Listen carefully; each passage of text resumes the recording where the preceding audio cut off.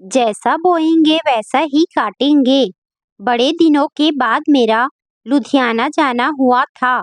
कोई 20 बरस बाद। लुधियाना मेरा मायका है। माता पिता तो कब के गुजर गए। बस छोटे भाई का परिवार ही रहता है हमारे पुश्तैनी घर में। सन 72 में जब मेरी शादी हुई थी, तब के लुधियाना और अब के लुधियाना में बहुत फर्क आ गया है। शहर से लगे जहाँ खेत खलिहान और कच्चे मकान हुआ करते थे, वहाँ भी अब कंक्रीट के जंगल उग आए हैं। शहर पहले से ज्यादा चमक दमक वाला, मगर शोर शराबे से भर गया है। जब तक मेरे बच्चे छोटे थे, कहीं आना जाना ही मुश्किल था। शादी के कुछ सालों बाद तक तो काफी आती जाती रही। फिर माँ पिताजी के गुजरने के बाद जाना करीब करीब बंद ही हो गया। बच्चों की परवरिश और उनके स्कूल कॉलेज के चक्कर में कभी फुर्सत ही नहीं मिली। फिर बच्चे जवान हुए तो उनके शादी ब्याह और नौकरी की चिंता में लगी रही। अब बच्चे सेटल हो गए हैं, पति भी रिटायर हो चुके हैं, तो अब फुर्सत ही फुर्सत है। भरा पूरा घर है। काम काज के लिए 3 नौकर हैं।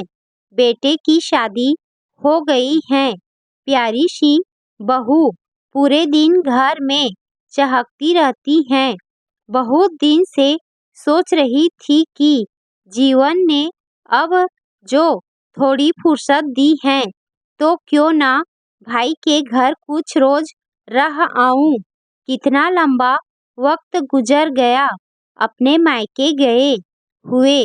मैंने अपने मायके का जिक्र बहू से किया तो वह भी साथ चलने को मचल उठी। अपनी बहू के साथ मेरी बड़ी पटती है। हम सास बहू कम, दोस्त ज्यादा हैं। हंसमुख, बातूनी और हर तरह से ख्याल रखने वाली लड़की है मेरी बहू निक्की। सच तो यह है कि जिस दिन से निक्की हमारी बहू बनकर इस घर में आई है, मुझे लगता है मेरी बेटी लाडो ही वापस आ गई है। लाडो की शादी कनाडा के एक व्यवसायी के साथ हुई है, इसीलिए उसका आना भी बहुत कम हो गया है। लेकिन उसकी कमी निक्की ने पूरी कर दी है। बहुत भाग्यशाली हूँ मैं कि मुझे ऐसी बहू मिली। सच तो यह है कि मैं उसे कभी बहू के रूप में देखती ही नहीं। वह तो मेरी बेटी है। बेटी, मैंने अपने बेटे और पति से लुधियाना जाने की बात कही तो उन्होंने खुशी खुशी रजामंदी दे दी। फोन करके भाई को बताया तो वह उछल ही पड़ा, बोला मैं लेने आ जाऊं। मैं हंसी बोली, अरे अभी तेरी बहन इतनी बूढ़ी नहीं हुई कि दिल्ली से लुधियाना ना आ पाए। तू चिंता ना कर, निक्की साथ आ रही है। हम आराम से पहुंच जाएंगे। कितना अच्छा लग रहा था इतने सालों बाद अपने मायके आकर। यहाँ मेरा बचपन गुजरा। इस घर के आंगन में जवान हुई, ब्याही गई। सब कुछ चलचित्र सा आंखों के सामने से गुजरने लगा। निक्की के ससुर जी इसी आंगन में आए थे मुझे ब्याहने के लिए। दरवाजे पर घोड़ी से उतरने को तैयार नहीं थे, तब छोटा ही अपने कंधे पर उठाकर भीतर लाया था। इसी घर के दरवाजे से माँ ने रोते कलपते भारी मन से मुझे उनके साथ विदा किया था। शाम को मैंने सोचा कि चलो कुछ पड़ोसियों की खबर ले आऊं। पता नहीं अब कौन बचा है, कौन नहीं, 4 गली छोड़कर मेरी बचपन की सहेली कुलवंत कौर का घर भी है, उसे भी देख आऊं। मैंने निक्की को ढूंढा तो देखा कि वह रसोई में अपनी ममिया सास के साथ कोई पंजाबी डिश बनाने में जुटी हैं। मैं अकेले ही निकल पड़ी। कुलवंत कौर सुंदर और तेज तर्रार पंजाबन थी। शादी के बाद वह कभी ससुराल नहीं गई। उल्टा उसका पति ही घर जमाई बनकर आ गया था। 2 बेटे हुए। बड़ा तो जवान होते ही लंदन चला गया और फिर वहीं किसी अंग्रेजन से शादी करके बस गया था। छोटा बेटा कुलवंत के साथ रहता था, पर भाई से सुना कि वह भी 5 साल पहले गुजर गया। पति पहले ही गुजर चुके थे। अब उसके घर में बस 2 प्राणी ही बचे हैं, एक कुलवंत और दूसरी उसकी जवान विधवा बहू। कुलवंत शुरू से ही बड़े अक्खड़ और तेज स्वभाव की थी, सब पर हावी रहती थी, लड़ने में उस्ताद। पता नहीं बहू के साथ उसका कैसा व्यवहार होगा। उसकी पटरी बस मेरे साथ ही खाती थी, वह भी इसीलिए कि मैं उससे थोड़ा दबती थी। वह बोलती थी और मैं सुनती थी। यह तमाम बातें सोचते सोचते मैं उसके घर पहुंच गई। उसकी बहू ने दरवाजा खोला। आंगन में पलंग पर बैठी कुलवंत पर नजर पड़ी तो मैं हैरान ही रह गई। मेरी ही उम्र की कुलवंत कितनी ज्यादा बूढ़ी दिखने लगी है। बातचीत शुरू हुई। पता चला कि ब्लड प्रेशर, डायबिटीज, अर्थराइटिस, अपच और न जाने क्या क्या बीमारियां उसे घेरे हुए हैं। मोटा थुलथुला शरीर, ऐसा कि खाट से उठना मुश्किल। उसके पति को गुजरे 20 साल हो गए। 5 साल पहले छोटा बेटा एक्सीडेंट में चल बसा। उसके बाद से कुलवंत अपनी बहू के साथ ही रह रही हैं। नाते रिश्तेदार अब झांकने भी नहीं आते। कुलवंत की तेज तर्रारी को देखते हुए पहले भी कौन आता था। सफेद कुर्ते सलवार में उसकी बहू का चेहरा देखकर मेरा दिल तड़प उठा।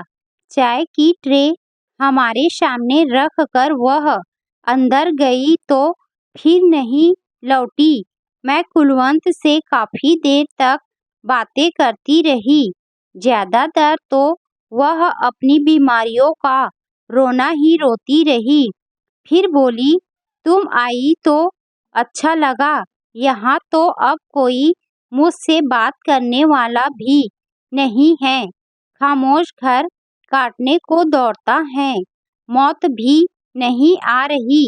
मैं हंसकर बोली, क्यों, इतनी प्यारी बहू तो है। उससे बोला, बतियाया करो। कुलवंत एक फीकी सी मुस्कान देकर चुप लगा गई। मैं इंतजार करती रही कि उसकी बहू बाहर आए तो उससे भी कुछ बातें कर लूं। बेचारी जवानी में सुहाग उजड़ गया। कैसा दुख लिख दिया भगवान ने उसके भाग्य में। लेकिन काफी इंतजार के बाद भी जब वह न आई तो मैं ही उठकर अंदर रसोई में गई। देखा, पीढ़े पर बैठी चुपचाप सब्जी काट रही थी। मैं वहीं बैठ गई, दूसरे पीढ़े पर। वह मुस्कुराई। मैंने हंसकर कहा, सास के साथ बैठा करो, उनका अकेले दिल घबराता है। वह भी फीकी सी हंसी। फिर धीरे से बोली, उन्होंने जब कभी अपने पास बिठाया ही नहीं तो अब क्या बैठूं। आंटी जी, मैं अपनी माँ का घर छोड़कर आई थी। सोचा था यहाँ इनसे माँ का प्यार मिलेगा, मगर इनसे तो बस धुतकार ही मिली। हमेशा नफरत ही करती रही मुझसे, कभी प्यार के दो बोल नहीं बोले। मेरे हर काम में नुक्स निकालती रही। जब तक ये जिंदा रहे मेरी शिकायतें ही करती रही उनसे। न मेरे ससुर को चैन से जीने दिया और न मेरे पति को। मैं जब से इस घर में आई इनके ताने ही सुने। उनके गुजरने के बाद उलाहना देती रही कि मैंने इनका बेटा छीन लिया। अरे, मेरा भी तो सुहाग उजड़ गया। आंटी जी, आपसे क्या छुपाना, ये मेरे पति का दिमाग खाती थी हमेशा। तभी एक दिन गुस्से में घर से निकला और उसका एक्सीडेंट हो गया। यही जिम्मेदार है उसकी मौत की। इन्होंने कभी दूसरे की पीड़ा परेशानी ना समझी, दूसरे की खामोशी ना समझी। अब अगर शिकायत करे कि आज कोई उनसे बोलता नहीं, तो उन्हें भी अच्छी तरह पता है कि इसमें गलती किसकी है। कुलवंत कौर की बहू की बातें सुनकर मेरे मुंह पर ताला पड़ गया। इसके बाद मैं उसे कोई नसीहत न दे सकी। सच ही तो कहा था उसने। कुलवंत कौर आज अगर यह शिकायत करे कि वह अकेली है और कोई उससे बोलता नहीं, तो इसकी जिम्मेदार वह खुद है। उसने जीवन भर जैसा बोया है, अब बुढ़ापे में वही तो काटेगी।